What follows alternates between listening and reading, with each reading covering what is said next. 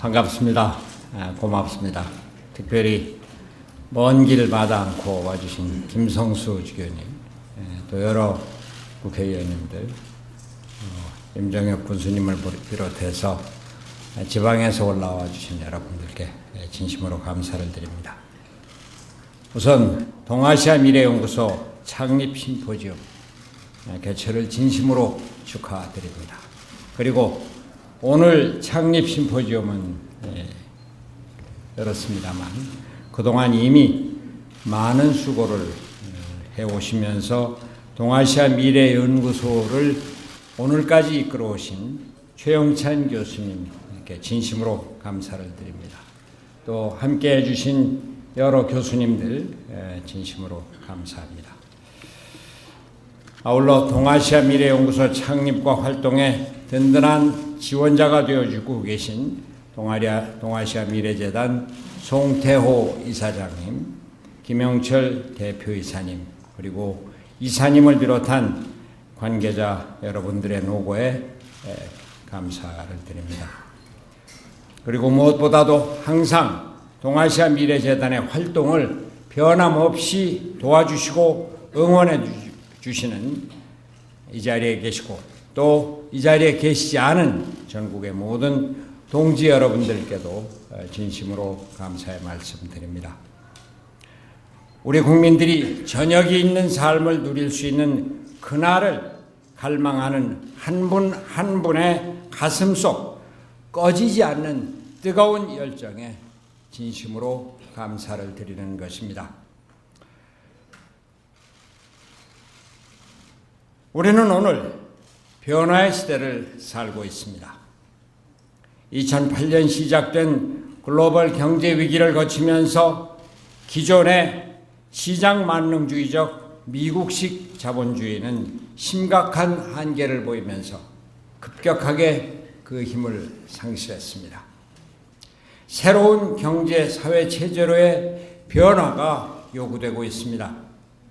복지국가에 대한 요구는 이미 시대적 대세가 되었습니다.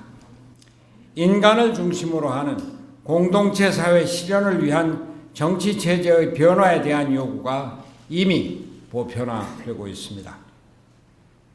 동아시아는 세계의 새로운 중심으로 부상하고 있습니다.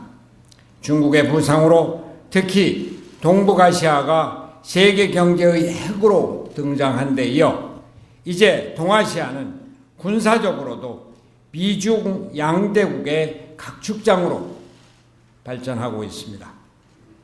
이러한 변화에 대한 요구에 대응하여 저와 여기 참여하고 계시는 여러 교수님들이 지난 대선 2년 넘게 매주 토요일마다 만나서 한국 사회의 정치, 경제, 사회, 통일 등 전반에 걸쳐서 깊이 있는 토론을 가졌습니다. 우리는 새로운 사회를 기다리면서 사회적인 변화를 추구했고 변화에 대비하고자 공부했습니다. 그것의 결실로 나온 것이 저녁이 있는 삶이었고 협동조합 기본법 제정이었습니다. 같은 맥락에서 저는 지난 8개월 동안 독일을 다녀왔습니다. 대한민국 사회의 변화를 준비하고 대비하기 위함이었습니다. 오늘은 제가 독일에서 보고 생각한 것을 중심으로 참고 삼아서 대한민국의 미래 과제를 여러분과 함께 살펴보고자 합니다. 제가 독일에 가서 첫 번째로 느낀 것은 한 사회가 발전하느냐 못하느냐 하는 것은 결국 그 사회가 변화에 제대로 대응하는가 못하는가에 달려있다는 것입니다. 독일이 세계에서 가장 높은 수준의 복지국가를 이룩하고 동시에 가장 높은 수준의 경제 발전을 이룩하고 있는 것도 자본주의 경제 성장에 따른 노동계급의 성장과 빈부격차의 확대에 대응하여 일찌감치 복지제도를 도입한 데 따른 것입니다. 독일이 세계에서 가장 먼저 원전 폐기 계획을 세우고 성공적으로 에너지 전환을 진전시키고 있는 것도 기후변화에 대비하여 재생에너지 개발을 서둘러 온 덕분입니다. 독일 통일 또한 냉전의 한가운데 있던 독일이 일찌감치 탈냉전에 대비하여 오스트폴리티크, 즉 동방정책을 중단 없이 펼친 결과라고 말할 수 있습니다.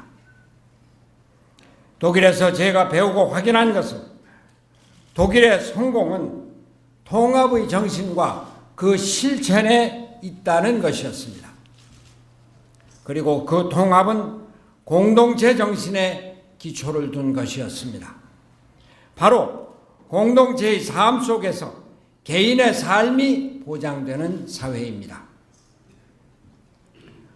독일에서 저는 저녁이 있는 삶을 볼 수 있었습니다. 국민이 편안한 사회였습니다. 국민이 국가의 보호를 받는 사회를 보았습니다. 오늘의 독일 연금 생활자 노인들의 생활은 가히 천국이라고 할 수 있습니다.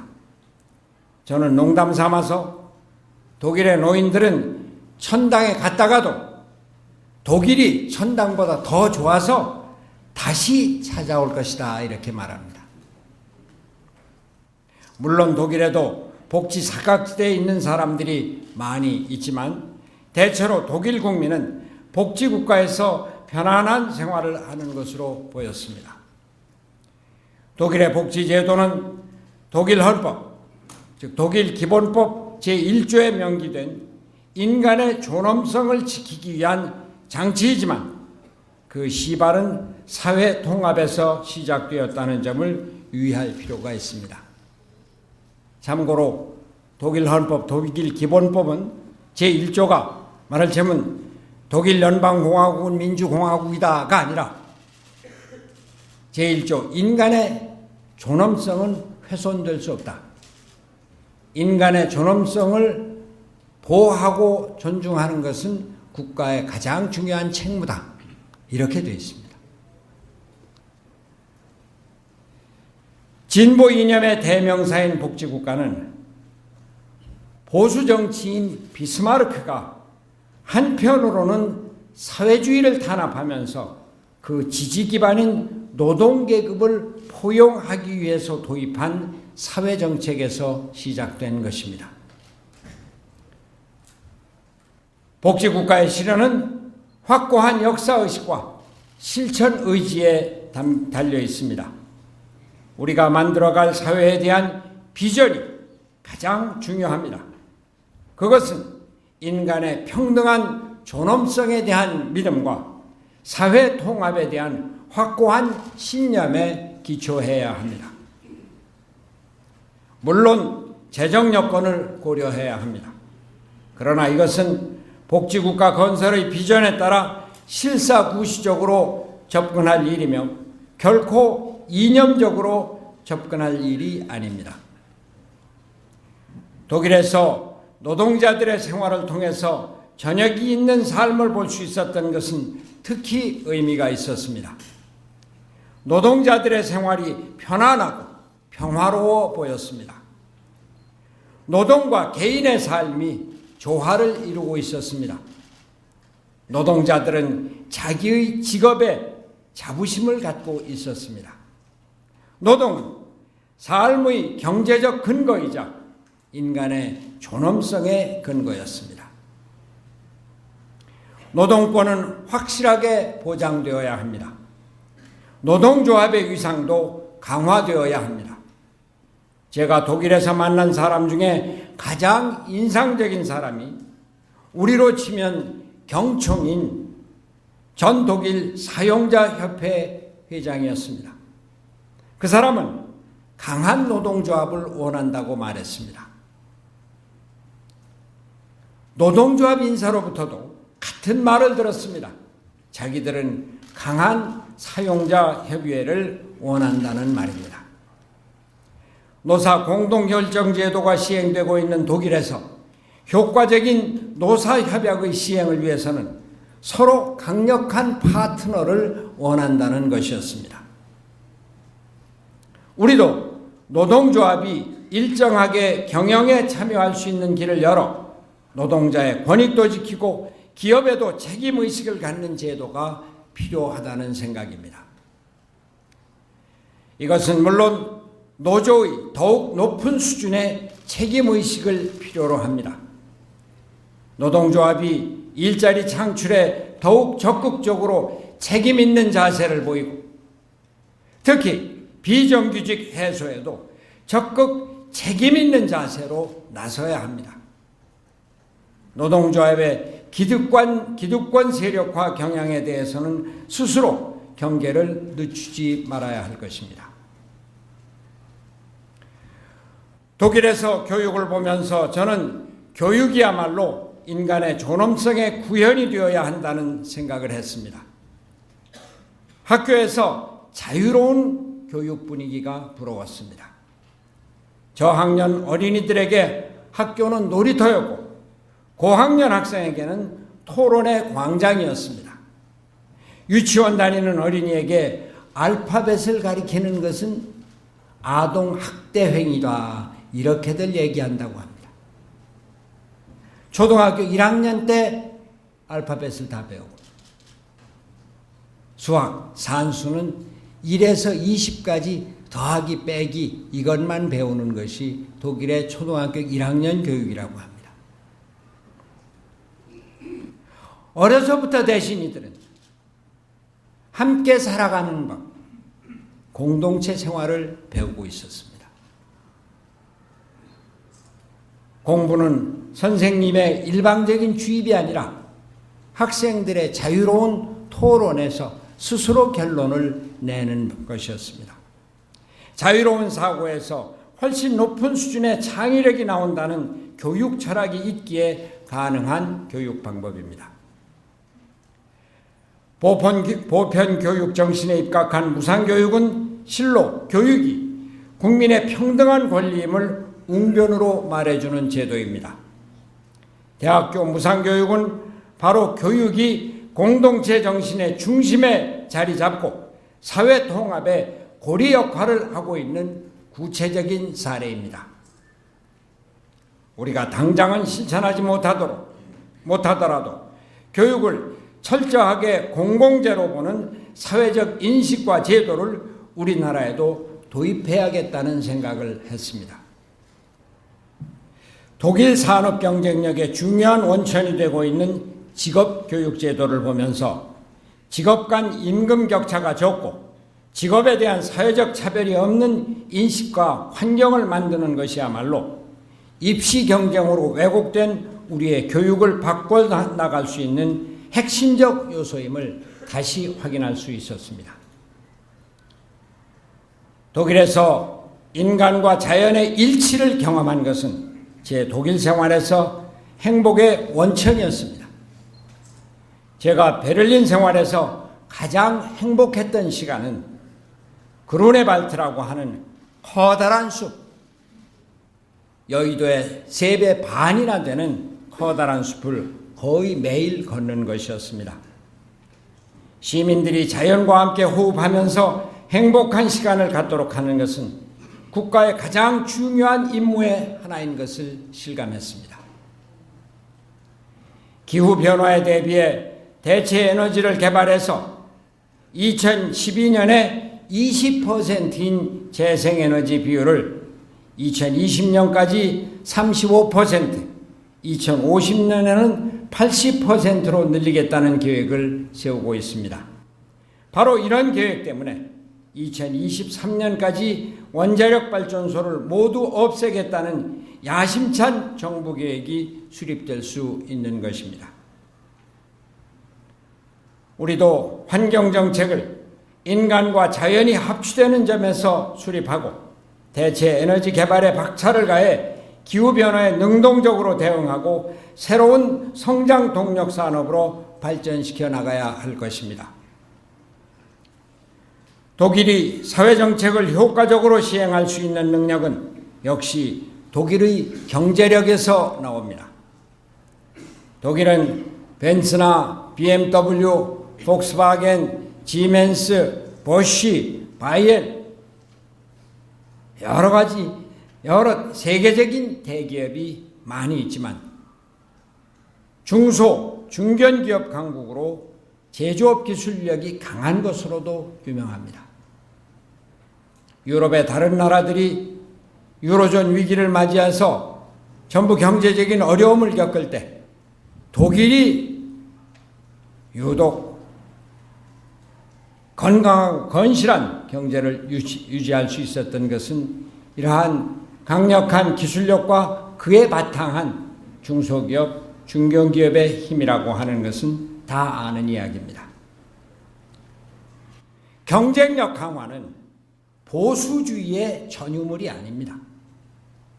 기술 강국을 만들고 산업의 기반을 튼튼히 하여 번영을 이룩하는 것은 복지국가 건설을 위한 재원을 풍부하게 하기 위해서라도 반드시 필요한 일입니다. 복지와 번영이 선순환하는 구조를 만들어야 합니다. 이것이 경제 영역에서의 통합입니다. 아울러 협동조합의 활성화를 통해 약자의 권익을 보호하고 약자의 경쟁력을 제고시킬 필요가 있다고 하겠습니다. 독일 통일이야말로 통합의 정신과 실천 그 자체입니다. 통합의 바탕에는 한편으로는 관용, 다른 한편으로는 다양성의 인정이 있습니다. 브란트의 동방정책은 동독 및 소련권의 실체를 인정하고 존중하는 데서부터 시작했습니다. 소독은 우세한 경제력을 바탕으로 동독을 지원했으며 경제적 지원에 상호주의적 조건을 달지 않았습니다. 오스트폴리티크를 입안한 브란트 보좌관인 에곤 바르의 표현대로 접근을 통한 변화를 추구하면서 장자의 관용을 실천한 것입니다. 이러한 포용과 관용의 정책은 베를린 장벽이 무너진 후 통일을 추진하는 과정에서 시행된 동서독 화폐 1:1 교환에서도 볼 수 있었습니다. 우리도 진정 통일을 추구한다면 포용과 관용의 정신으로 상대방을 존중하고 마음을 열도록 성의를 다해야 할 것입니다. 정치는 모든 사회 발전의 종합입니다. 독일의 총선을 지켜보면서 저는 통합의 정치의 완결판을 직접 관찰할 수 있었습니다. 이번 독일 총선은 기민당의 승리가 아니라 메르켈의 승리라고 합니다. 정확히 말해서 메르켈의 통합의 리더십의 승리입니다. 독일에서 요즘 독일 말로 메르켈 ist alles, 메르켈은 무엇이든지 다 먹는다, 좋은 것은 다 자기 것으로 한다, 이런 말이 있습니다. 메르켈은 3인당이건 녹색당이건 국민의 지지를 받는 정책은 자기의 것으로 채택했습니다. 대표적인 것이 녹색당의 원전 폐기 정책입니다. 원래 원전 찬성론자였던 메르켈은 후쿠시마 사태가 터져 원전 폐기 여론이 높아지자 2023년까지 모든 원전을 폐기하겠다고 결정했던 것입니다.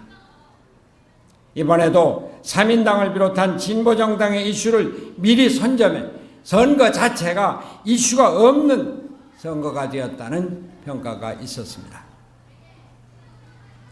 독일에서 통합의 정치는 오랜 전통이 되어 있습니다.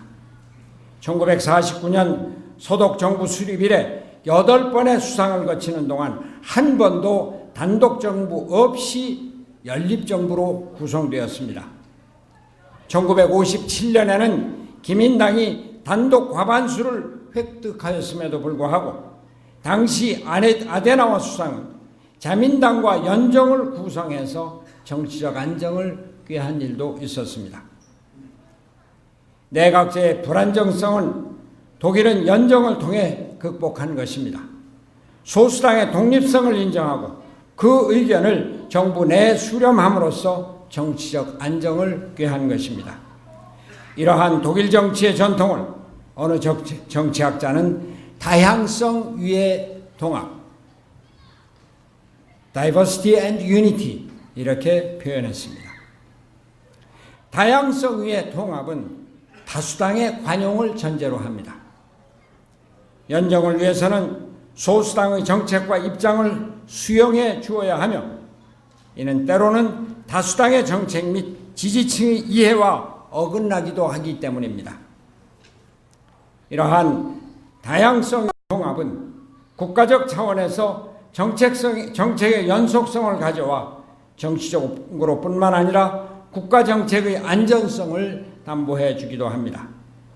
동서독 화해와 통일 정책은 자민당 연정에 이어서 기민당 자민당 연정으로 이어져 정권이 바뀌어도 일관된 통일 정책을 유지할 수 있었으며 원전 정책은 3인당 녹색당, 기민당 3인당 연정으로 연결되면서 원전 폐기 정책으로까지 연결됩니다.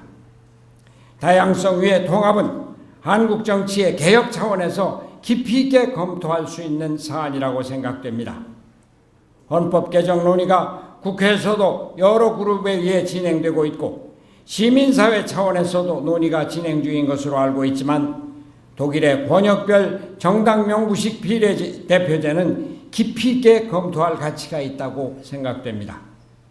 다만 권력 구조에 대한 논의는 우리 사회의 다양한 이해관계를 어떻게 정치에 수용할 것인가 하는 관점에서 검토되어야지 맹목적인 권력 분산의 차원에서 정치적인 단견으로 추진되어서는 안 될 것입니다.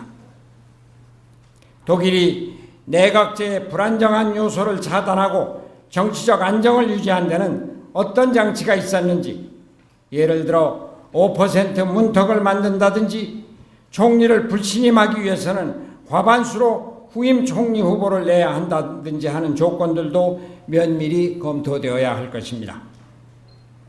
아울러 헌법 개정 만능주의도 경계해야 합니다. 우리 정치가 제대로 사회 통합 기능을 발휘하지 못하고 국민의 불신을 받고 있는 것이 마치 헌법상의 권력 구조에 책임이 있는 것으로 생각하는 것도 정확한 진단은 아닙니다. 우리 헌법도 제대로만 지키면 권력 분산과 견제의 기능이 충분히 갖춰져 있다는 점을 명심해야 할 것입니다. 흔히 프랑스식 이원 집정부제를 말하지만 프랑스 의회는 총리 임명 동의권이 없지만 우리 헌법에는 국회가 국무총리 임명 동의권을 갖고 있다는 사실 등도 유의할 필요가 있을 것입니다. 결론적으로 제가 독일에서 보고 배우고 생각하는 것은 한마디로 정리하라고 하면 통합의 정치입니다. 통합의 정치는 공동체 정신을 한 축으로 하고 민주주의의 보편적 가치를 다른 한 축으로 합니다. 자유와 인권, 정의를 바탕으로 인간의 존엄성을 존중하고 보호하는 데서부터 정치가 시작합니다. 그리고 국민이 함께 잘 사는 공동체를 건설하는 데서 정치가 완성됩니다. 동아시아 시대가 도래하고 있습니다. 가히 새로운 문명의 도래라고 할 정도로 동아시아의 역동성이 주목받고 있습니다. 이것은 미국과 중국의 대결 구도를 가져오고 있습니다. 새로운 냉전 시대도 가능한 시나리오입니다. 여기서 우리는 살아남아야 합니다. 균형추다, 조정자다 하는 여유로운 생각을 할 때가 아닙니다. 오직 생존을 강구해야 할 때입니다. 생존을 통한 번영을 추구해야 할 때입니다. 생존이 번영이고 번영이 생존인 상황입니다. 생존을 위한 평화가 절실히 요구되는 때입니다. 지금 우리가 추구하는 평화는 역설적으로 현재 상태를 그대로 유지하는 평화가 아닐 수 있습니다. 생존을 위해서 통일이 요구되는 상황입니다. 평화를 넘어 통일을 생각하고 논의할 때가 다가오고 있습니다. 생존을 위한 통합구도의 조성이 요구되는 때입니다. 평화체제의 구축은 이래서도 필요합니다.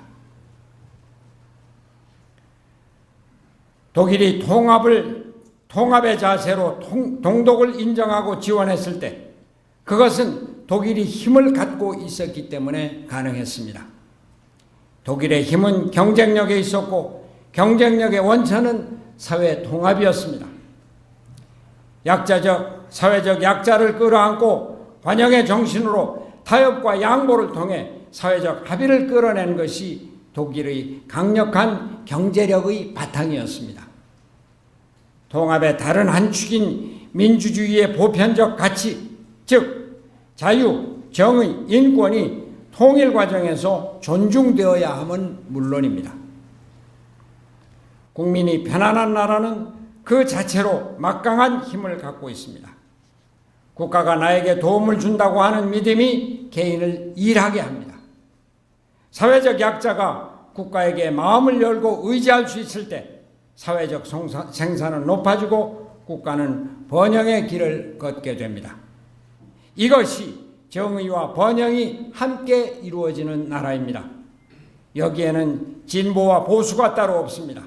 진보와 보수를 뛰어넘는 통합이 여기에서 이루어집니다.